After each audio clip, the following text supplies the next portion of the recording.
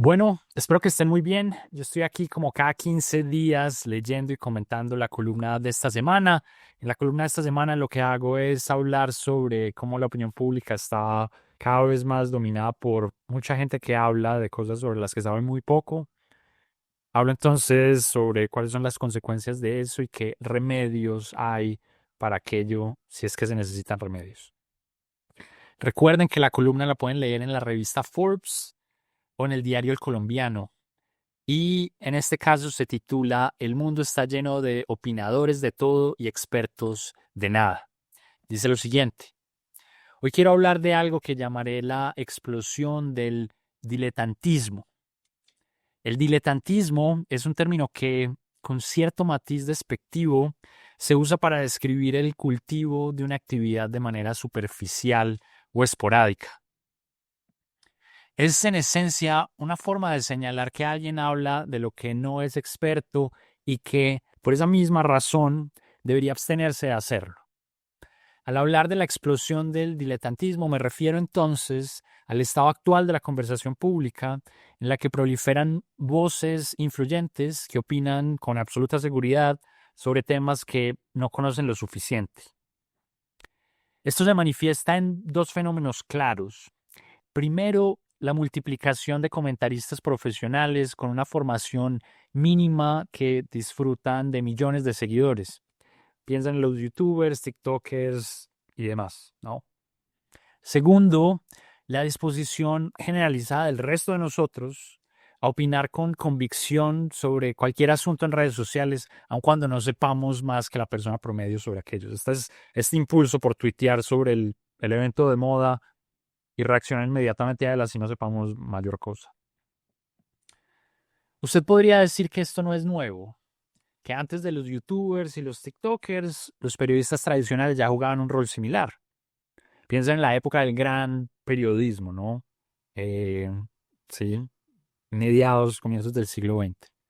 Sin gran experticia en la mayoría de los temas, sus opiniones tenían un fuerte impacto en la conversación pública.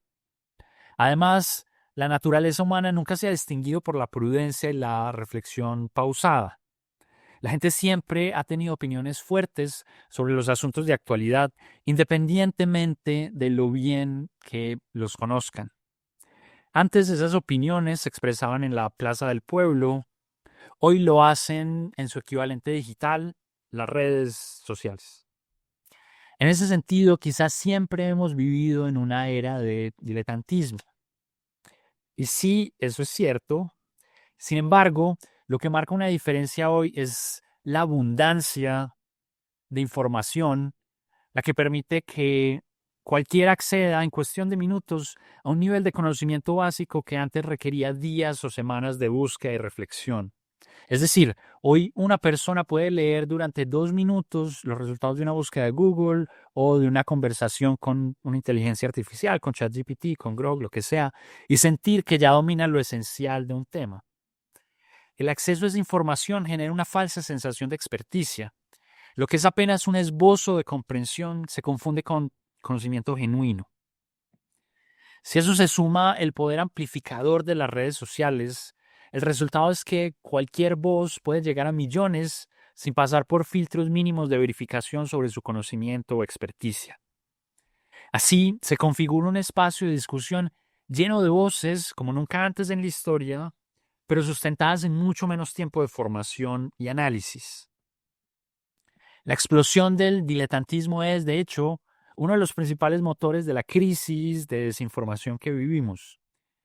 Aunque solemos asociar este problema con la creación deliberada de noticias falsas, buena parte de la desinformación no proviene de gente malintencionada, sino de personas como usted, como yo, sin ninguna agenda específica, a quienes nos cuesta juzgar la calidad de las explicaciones del mundo dentro de la avalancha de opiniones que se escriben a sí mismas como bien sustentadas.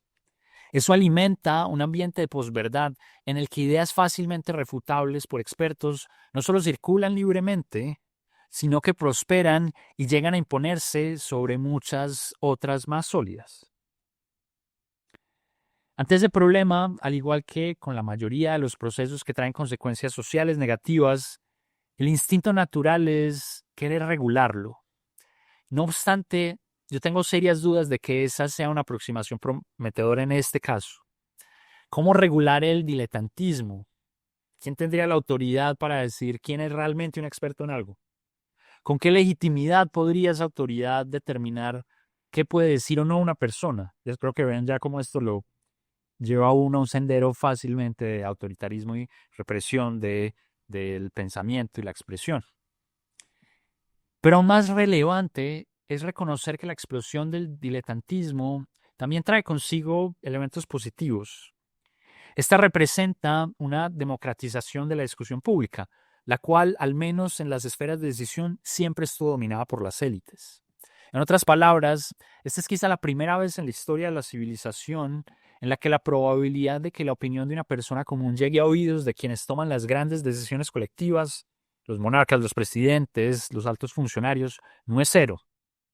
Hasta hace poco esa probabilidad era cero, si no era un campesino en Europa feudal o era uno un esclavo en el mundo romano, no importaba lo que uno dijera, es decir, eso nunca iba a llegar al emperador, al rey, no, eso iba a quedar, eso iba a desaparecer posiblemente en la aldea de uno, ¿no?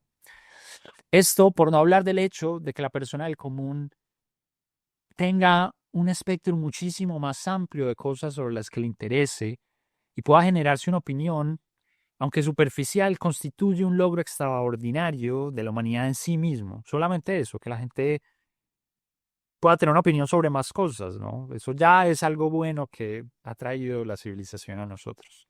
En ese sentido, hay mucho que celebrar del diletantismo a nivel colectivo. Lamentablemente, el costo que debemos pagar por ello es tolerar la abundancia de opiniones equivocadas o irrelevantes. Sin embargo, parte de este costo se puede mitigar a nivel individual. Ahora voy a hablar más de eso. Pero la esencia de la idea es que se puede cultivar el criterio y la reflexión juiciosa de nuevo individualmente. Recordar siempre que el diletantismo nos acecha a todos y que nuestra voz será más responsable en la medida en que la ejerzamos con humildad frente a lo que no sabemos. Solo así podremos enfrentar la explosión del diletantismo y al mismo tiempo aprovechar sus virtudes. Es la columna de esta semana y hay tres cosas sobre las que quiero hablar. La primera es explorar un poco lo que posiblemente hay detrás de esa explosión del diletantismo, ¿no? ¿Cuáles son las causas? Y mencionó una en el texto que es la abundancia de información, ¿no? Hasta hace no mucho, y esto me tocó, es decir, todos aquellos que no sean generación Z, que no sean nativos digitales, se acordarán de esto. Cuando yo estaba en el colegio, si uno tenía una tarea y tenía que averiguar algo, uno tenía que ir a una biblioteca, fuera de la biblioteca del colegio, del pueblo, de la casa, si tenía una biblioteca en la casa, o había que preguntarle a alguien. Es decir, habían esas dos formas de acceder al conocimiento y ambas no eran inmediatas. El mero hecho de dirigirse a una biblioteca, buscar el libro, buscar la hoja donde podía estar, era un proceso largo. Y preguntarle a alguien que supiera, sobre todo de cosas no triviales, también era difícil, ¿no? Porque uno está limitado por su red social. Entonces, yo lo que quiero aquí describir no solo es decir, no solo es que el tiempo se haya reducido, ¿sí? O sea, eso es parte del proceso, pero en ese proceso de búsqueda hay un espacio para la reflexión sobre la ignorancia y sobre la expectativa de entender lo que nos está preguntando. Lo que quiero decir con esto es que buena parte del entendimiento de las cosas es la familiaridad con lo que uno no entiende sobre ellas, ¿sí? Entonces, a diferencia de la situación hoy en la que si uno tiene una pregunta uno abre ChatGPT y le pregunta exactamente qué es lo que quiere saber a ChatGPT, le da uno una respuesta y uno inmediatamente puede contrapreguntarle y resolver el malestar de no entender algo, ¿no? Rápidamente. De nuevo, con las condiciones tecnológicas tradicionales, eso no era posible. Uno tenía que llevar eso dentro de uno, ¿no? Pero mientras eso está dentro de uno, eso evoluciona, ¿no? Es un proceso como de fermentación, ¿no? Uno lo cultiva y empieza uno a tratar de conectarlo con otras cosas que sabe y empieza a generar hipótesis Y así es que se construye el conocimiento, ¿no? El conocimiento, uno no se apropia a él, digamos, no es una cosa que le entreguen a uno, ¿no? No es como una carrera de relevos donde le entregan a uno un token y uno ya lo tiene, ¿no? Es una cosa que se construye en uno, ¿sí? Y una parte de construir el conocimiento es eso, es la lucha con la sensación del, de la incomprensión, ¿sí? La forma más, quizá la analogía más apropiada para esto es pensar en lo que es ir al gimnasio y fortalecer el cuerpo, ¿no? Requiere esfuerzo, si no, no funciona, ¿no? Porque digamos, el cerebro, que es donde se acumula el conocimiento, digamos, no opera estructuralmente distinto de cómo opera el resto del cuerpo, del organismo, ¿no? Opera con procesos químicos que no suceden de un momento a otro, ¿no? Para que algo persista y para que las sinapsis que se necesitan, las conexiones en las neuronas, etcétera, funcionen bien. Y voy a hablar en un segundo porque aquí empiezo a hablar de cosas sobre las que no soy experto y es un ejemplo perfecto. Es la tercera cosa sobre las que les voy a hablar, ¿no? Como mi rol como diletante, ¿no? Pero, de nuevo, esto no exige una gran experticia pues, biológica para entender que el conocimiento como producto de lo que hace el cuerpo requiere cierto esfuerzo y eso requiere tiempo, ¿no? Entonces, la tecnología tradicional le ofrecía a uno esa posibilidad, ¿no? Tiempo para uno aproximarse a entender algo. Entonces, así uno accediera a los mismos pedazos de información, la forma a través de la cual llegaba a él, yo siento que generaba un conocimiento más mesurado y profundo. Y eso creo que hace una gran diferencia. Entonces, de nuevo, ¿qué es lo que pasa en el contexto actual de lo que yo describo la explosión del diletantismo? Es entonces que hay mucha gente que siente que sabe las cosas porque en 2 minutos averiguó algo sobre eso. Esa es una de las causas. Pero hay otra que yo siento que es muy importante y es el tipo de contenido en el que nos estamos formando, ¿sí? Y aquí cuando me refiero a contenido, me refiero al contenido en redes sociales, que es buena parte de las piezas de información que absorbemos, ¿sí?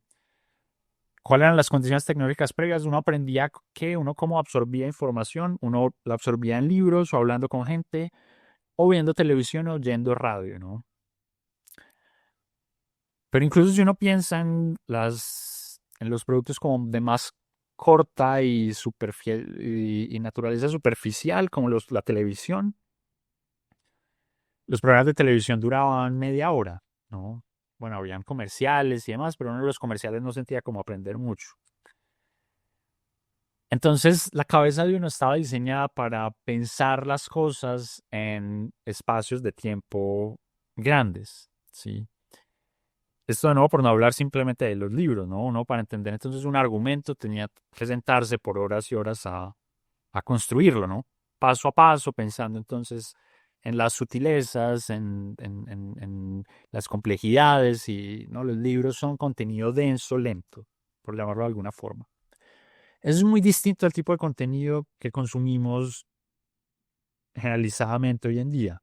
Todos estos videitos cortos de TikTok, los reels de Instagram, etcétera.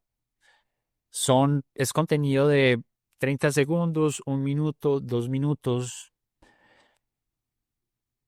Y ahí es muy difícil esperar que haya los elementos de profundidad que le permitan a uno tener un conocimiento denso sobre las cosas, ¿no? Es entonces contenido que es breve y se limita entonces a llegar a la superficialidad de las cosas. De nuevo, en términos comparativos, hay contenido en línea, digamos, aquí no quiero caer como en el cliché de decir, no, el contenido de redes sociales es muy malo, en fin. No, hay de hecho gran contenido, pero la inmensa mayoría de él sigue siendo formato corto y eso tiene unas limitaciones estructurales, ¿sí? Y no solo es corto la dinámica de la competencia, y esa es la segunda cosa sobre la que voy a hablar en un rato, cómo opera el mundo de las ideas en las condiciones tecnológicas actuales, donde la gente tiene muy poquita atención. Entonces no solo es que uno tenga que competir con contenido corto, sino que tiene que ser contenido muy llamativo, muy general, que le llegue a mucha gente, ¿sí? Y eso, digamos, algo de nuevo, voy a hablar en un rato sobre cómo yo personalmente me aproximo como a los dilemas de esto, ¿no? Pero eso exige en la práctica que uno tiene que estructurar argumentos, de nuevo, priorizar por la generalidad, sacrificar en profundidad y enfatizar los elementos más llamativos del argumento.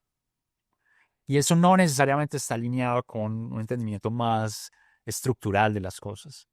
Y yo siento que eso es entonces una parte importantísima de por qué tenemos esta explosión de diletantismo, ¿no? Porque uno se está entrenando en esto, ¿no? Uno le están vendiendo grandes historias superficiales muy rápidamente y entonces en un minuto está esta gran historia y ahí uno sigue bajando en el teléfono y hay otra gran historia gigante y después uno está en otra gran historia de dimensiones distintas, ¿no? Pasa uno de pensar en el Imperio Romano a sentarse a oír sobre cómo funcionan los ferrocarriles, a oír sobre las protestas en Nepal o lo que sea, ¿no? Y eso entonces lo pone a uno en ese espacio, ¿no? Y en esa lógica, en la lógica de tener la atención muy dispersa en muchas cosas muy superficialmente. Y uno empieza como consumidor a estructurar argumentos de esa forma. Entonces uno empieza a generarse un productor de ideas de ese estilo y uno empieza a alimentar la máquina, ¿no? Entonces esas son las dos grandes fuerzas que yo siento que hay detrás de la explosión del diletantismo: la reducción en los costos de acceso a la información y el hecho de que las ideas cada vez vienen empaquetadas en formatos más cortos, en ambientes mucho más competitivos, donde la atención del mercado es más angosta y breve. Ahora, hay algo que quiero mencionar y esto conectado con lo que acabo de decir sobre los incentivos y la estructura de la competencia en el mercado de las ideas actuales. Y aquí quiero resaltar un elemento positivo de esa competencia y es que hay competencia, ¿sí? Entonces, hay un cliché un poco sencillo que es describir entonces a la gente exitosa en las plataformas digitales como banales y como generadores de basura y describir eso como carente de méritos en absoluto, ¿no? Y hay razones para tener esa visión, esto del diletantismo es parte de eso, ¿no? Pero yo quiero que al menos logren reconocer que no es fácil posicionar ideas en este ambiente tan competitivo, ¿sí? Entonces, a pesar de que hayan sesgos, entonces hay cierto tipo de ideas que viajan mejor en las redes sociales, las cosas controversiales, las cosas obscenas, las cosas que alimentan la polarización. Las cosas, de hecho, que no son reales, ¿no? Como historias que suenan muy fantásticas. Todas esas cosas reciben más atención, no solo porque la gente quiere oír eso, sino por las dinámicas de los algoritmos y demás, ¿sí? Entonces, hay toda una serie de sesgos para que haya cierto tipo de contenido y de información que sea más exitosa. Hay además, no son solo elementos atributos del mensaje, también de quién los da. Entonces, cierto tipo de personas de ciertas razas, de ciertos géneros, de ciertas edades, de ciertos atributos físicos, diciendo las mismas cosas que otra persona con otros atributos, tienen más éxito, ¿sí? Y eso también está ahí. Además hay mucha aleatoriedad y esto, como alguien que genera contenido digital regularmente, soy además muy consciente de esto. Uno no termina de saber muy bien qué es lo que va a conectar con la gente, ¿no? No termino uno de saber por si tiene que ver con la audiencia o con las dinámicas de las plataformas que por una u otra razón priorizan o no lo que uno quiere decir, pero lo cierto es que a veces uno cree que está escribiendo o, por ejemplo, en el podcast hay ciertos episodios que yo siento que son súper interesantes y que por alguna razón no funcionan muy bien, parece no gustarle mucho a la gente, y hay otros que los grabo y no siento que les va a ir muy mal, les va muy bien, ¿no? Entonces hay mucha aleatoriedad ahí y uno no termina de entender exactamente qué es lo que puede funcionar o no. Entonces, todo esto son peros, de nuevo, como para no ser escéptico de que de esa máquina de generación de ideas salga algo valioso. No obstante, justamente porque hay mucha competencia, la gente aprecia en el largo plazo, y la gente no me refiero a todo el mundo, no me refiero al promedio, pero hay audiencias que aprecian información de calidad, Sí. Y de nuevo, yo también he experimentado esto personalmente. Uno no sabe si un pedazo de contenido va a funcionar, pero en el largo plazo uno sí empieza a notar que hay gente que conecta con las cosas que uno siente en general que son valiosas y hay cierta construcción de noción colectiva de valor y algo de eso va sobreviviendo, ¿no? De nuevo, y eso no quiere decir que todo el mercado, o sea, que todas las audiencias abracen las mejores ideas y que no hayan audiencias o ideas malas que crezcan en audiencia. Lo que quiero decir es que ceteris paribus, si uno coge a la misma persona y sistemáticamente genera mejores ideas y las expone en ese espacio competitivo, siento que esa persona va a ir cultivando una audiencia más, más robusta, con más alcance y, y más dinámica, que si esa misma persona empieza a generar ideas aleatorias o ideas pendejas. ¿Sí? Yo creo que hay algo de reconocimiento en el mercado, ¿no? Hay algo de méritos y uno tiene que reconocer eso en cualquier caso, ¿no? El hecho de que alguien le ofrezca la atención a uno es porque hay algo bueno ahí, ¿sí? Entonces incluso estos youtubers idiotas que hacen pendejadas, hay algo de valor ahí que posiblemente no es la calidad de sus ideas si uno está pensando en los espacios de reflexión pública, sino la relevancia emocional, el entretenimiento que ofrecen, es decir, pero hay algo y uno, entonces desde otros criterios puede decir que eso es valioso. Pero de nuevo quiero resaltar, entonces es el rol de la competencia y cómo ahí se genera cierta meritocracia que yo creo que es buena, ¿no? Es decir, hay algo bueno en ese proceso. Esa es la segunda cosa sobre la que quería hablar. Y finalmente, y esta es un poco más difícil, o no sé si sea más difícil, pero es más personal y entonces no sé exactamente cómo describirla, pero lo que quiero tratar de plantear aquí es que yo mismo con mucha frecuencia me cuestiono qué tan diletante es la naturaleza de mi trabajo. Y no solo yo, sino que hay muchos críticos que señalan eso de mí, ¿no? De hecho, esa es una de las críticas más comunes que recibo. Hay mucha gente que dice que yo hablo de todo. Hay mucha gente que, por ejemplo, no le gusta que yo hable de política. Que esto es muy común en muchos como de mis críticos más, como más fieles, digámoslo.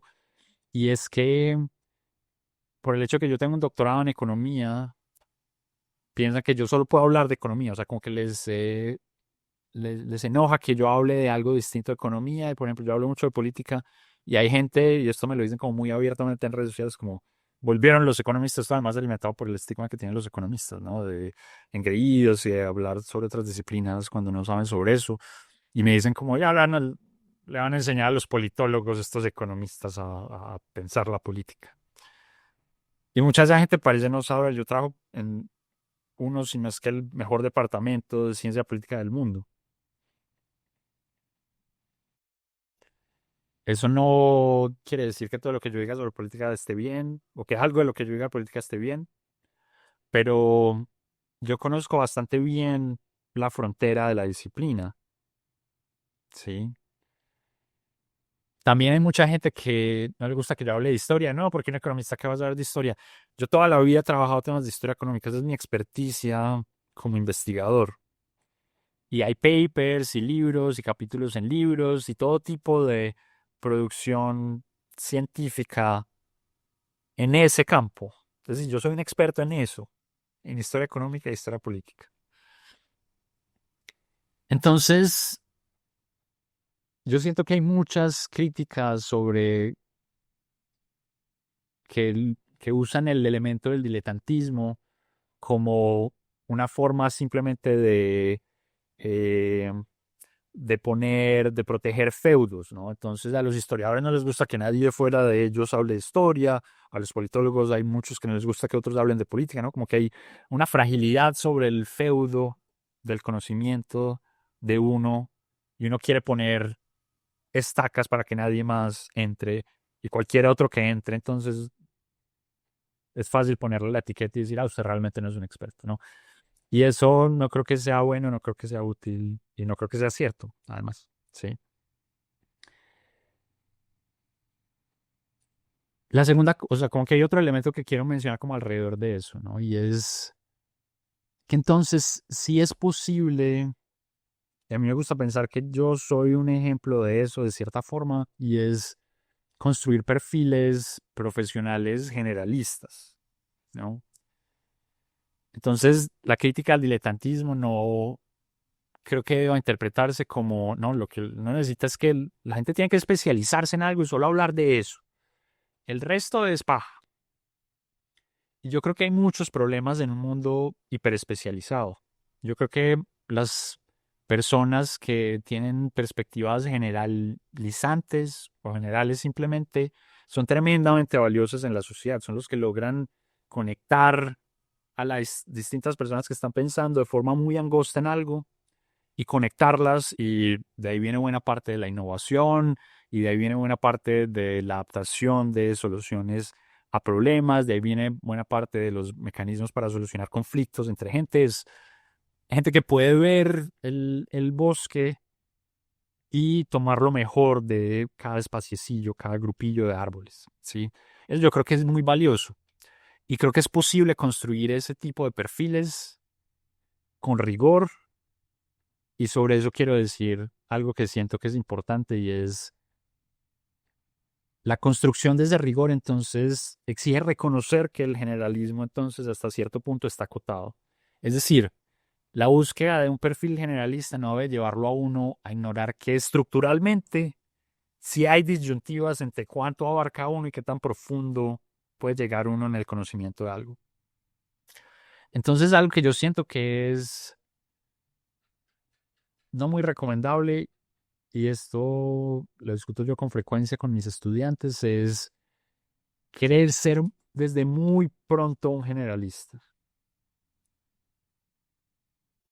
¿Por qué? Porque eso fácilmente lo lleva entonces a senderos donde uno no tiene herramientas rigurosas para entender nada a profundidad. Y aquí de nuevo siento que yo tengo algo útil que decir desde mi propia experiencia, y es que yo seguí una formación tradicional especializada muy concreta. Yo hice un pregrado en economía, una maestría en economía, un doctorado en economía. Podría haber sido más especializado. La economía es una disciplina bastante amplia, por cierto.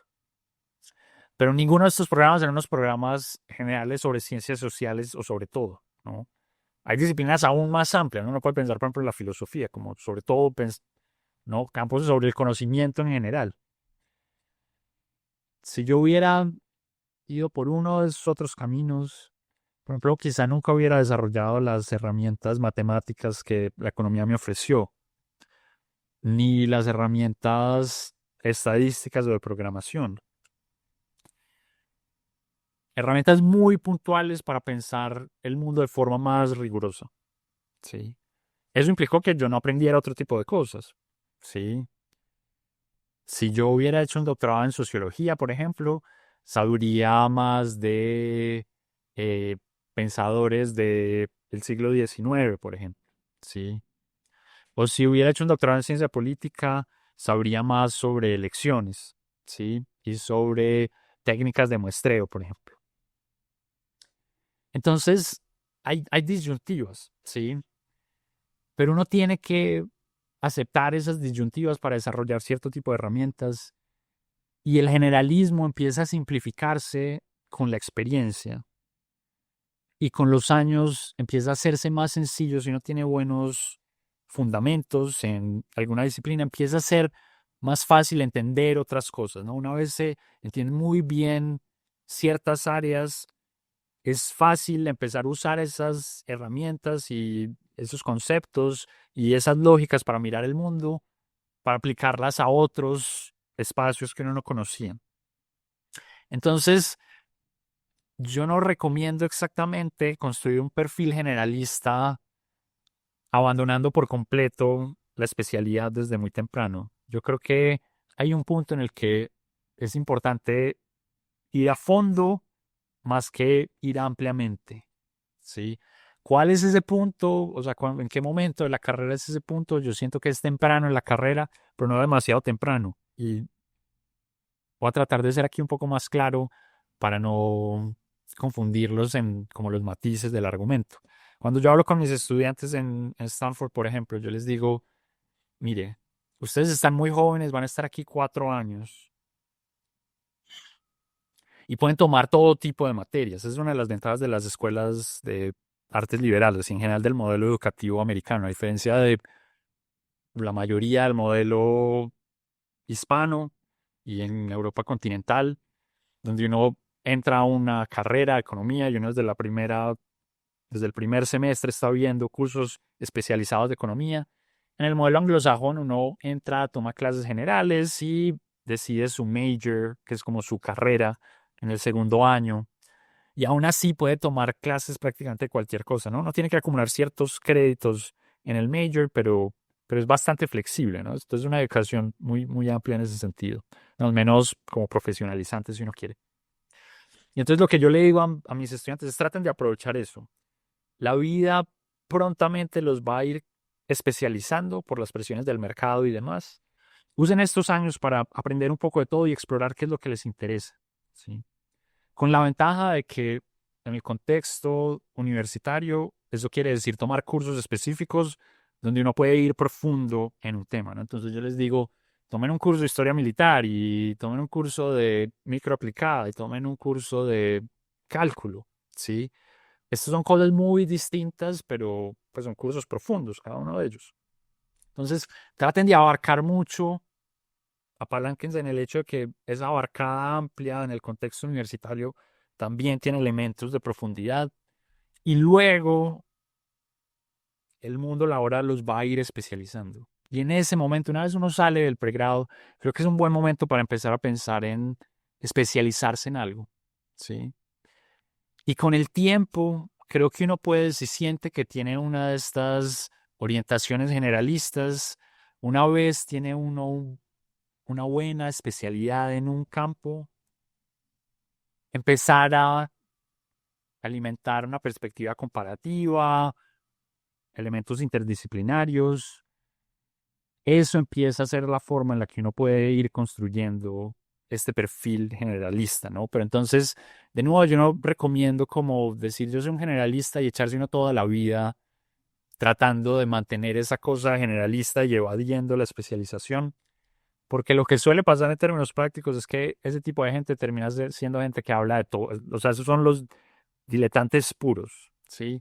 Que a ver, no hay nada de malo en eso en general, ¿no? Pero de nuevo, si uno no desarrolla prontamente unas habilidades muy específicas, sobre todo los elementos técnicos de una disciplina, empieza a hacerse difícil con el tiempo. Entonces, cierto nivel de especialización em, es útil temprano y de nuevo con el tiempo las heurísticas, uno empieza a funcionar mucho más heurísticamente, ¿no? Uno ya conoce las técnicas y no necesita irse a la implementación específica, sino que la intuición ya le empieza a decir a uno cómo esas lógicas operan y es fácil entonces incorporar nuevos contextos y eso entonces es como se empieza a construir como las habilidades generalistas, ¿no?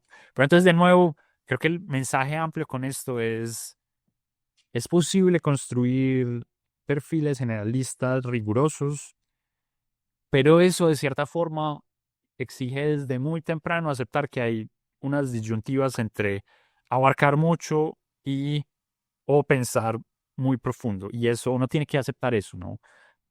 Y uno tiene que aceptar entonces que no va a ser un gran experto en cosas que estén muy lejanas de su core si uno aspira a ser un generalista y tiene un core, ¿sí? Y eso es, y con esto voy a terminar, yo creo que el elemento más difícil y que exige mucha reflexión y como una mirada muy introspectiva honesta, ¿no? Entonces, luego bueno, de haberme defendido de las críticas que recibo con frecuencia sobre mi diletantismo, yo tengo que reconocer que hay mucho de eso que es cierto, ¿no? Y yo lo pienso con cierta frecuencia y es también parte de los dilemas personales que enfrento y es qué tipo de pensador o meramente incluso de persona quiero ser, ¿no? Qué tanto quiero cultivar pues estos perfiles generalizantes en vez de especializarme y seguir siendo el experto en el campo de investigación concreto en el que soy un experto por años, ¿no? Y, y ahí hay como pulsiones de distinto, como que van en distintas direcciones, que tienen distintos orígenes además, ¿no? Entonces, por un lado uno empieza a cansarse de la especialidad y hay campos, yo por ejemplo por mucho tiempo lo que hice fue estudiar la historia económica de Antioquia, ¿no? Una región de Colombia. Y eso es interesante y siguen habiendo muchas cosas que yo no entiendo. Es un campo, por cierto, que está por explorarse, es una región sobre la que se sabe mucho menos de lo que la gente cree que se sabe. Hay mil cosas que hacer en ese campo. Pero uno empieza a cansarse un poco, ¿no? Y empieza a interesarse por más cosas. Hay algo ahí como de rendimientos decrecientes. De general, el conocimiento yo siento que tiene un poco de eso, al menos para mí, pues, mi tipo de personalidad, no sé. Entonces uno empieza a cansarse de cosas. Yo también soy un experto en redes, en análisis de redes. Y, y también con el tiempo he empezado a encontrar algo menos estimulante de lo que sentía al principio, las reflexiones y discusiones en ese tema. Y eso entonces creo que es natural. Y entonces me cuesta pensar una vida o al menos pues una carrera que son décadas haciendo lo mismo. Es decir, me cuesta verme como un viejo haciendo el mismo tipo de papers, el mismo, ¿no? Yendo a las mismas conferencias con la misma gente. Es otra cosa que también yo empiezo a sentir algo desgastante. Cuando uno empieza a especializarse en un tema, hay un círculo muy pequeño de expertos en ese tema. Entonces uno se encuentra con ellos cada 6 meses en las mismas conferencias y es como, y le está volando uno entonces a ellos, ¿no? A 15 personas. Y eso no es lo más estimulante de la vida, ¿no? Entonces, de nuevo, hay, digamos, hay personalidades, en fin, ¿no? Y gente que eso le gusta mucho, como con orientaciones mucho más obsesivas y angostas. Yo siento mi persona no es exactamente esa y creo que esa es una de las cosas que me lleva como al diletantismo, ¿sí? Pero al mismo tiempo a mí me fastidia profundamente la gente que habla de todo, ¿no? Los vendedores de humo, la gente que cree saber de todo sin tener el más mínimo conocimiento de las cosas. Y esta es posiblemente es una confesión un poco extraña públicamente, pero que quizá una de las cosas que me molesta de el presidente de Colombia actual, que se llama Gustavo Petro, es que es quizá el extremo de ese tipo de figura. Es un tipo que habla de lo que sea, de lo divino y de lo humano, y no estoy exagerando. Y a mí me costó entender eso, y ahí voy a postear el video. Hay un video en el que una vez fue él a Stanford y yo lo vi, y él habló de todo, ¿no? Fue una crítica sobre el capitalismo con un elemento, un elemento ambientalista y toda una serie el tipo mezclaba de todo, ¿no? Física con astronomía, con historia económica, con filosofía moral. Y ese es su estilo, ese es su estilo. Yo ahí digamos, como que, puesto que me senté a oírlo con completa atención, ahí como que descubrí, wow, esto es una locura, ¿no? ¿No? Pues, porque qué tipo para decir pendejadas y, y qué lo motiva a hacer eso. Es decir, ¿no? Y claramente se ve y se sentía en ese momento bastante inteligente diciendo lo que decía. Y eso parece ser, digamos, uno ya con algo de perspectiva, después de haberlo oído muchas veces, porque es el presidente, es difícil escapar a sus discursos y comentarios. Él parece disfrutar mucho eso, ¿no? Hablar de literatura y conectar eso con historia mundial y conectar eso con filosofía moral y con unas notas ahí extrañas como de conocimiento científico, como natural, en fin. Y y eso, digamos, me preocupa un montón.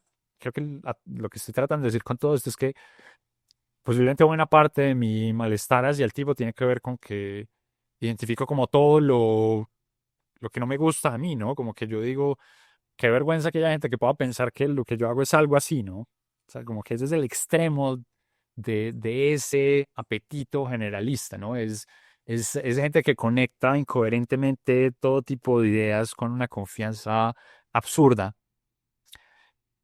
Y eso no lleva a ninguna parte, ¿no? Yo aquí estoy pensando, eso, ¿de qué le sirve al mundo el tipo de discursos que este señor se echa? De nada, es decir, eso no, es por un lado es tan obvio, tan generalista, pero pues, tan simple que no tiene utilidad práctica porque es tremendamente simple. em, y, y luce aparentemente interesante, pero de nuevo, como es tan superficial, no logra ser como lo suficientemente estimulante como para alimentar una reflexión como juiciosa de nada, ¿no? ¿No? Entonces, esa es como otra pulsión que va en la dirección opuesta. Yo oigo al tipo echarse un discurso y me apetece es especializarme en cualquier cosa y simplemente no aproximarme a un terreno en absoluto donde uno pueda lucir así de ridículo.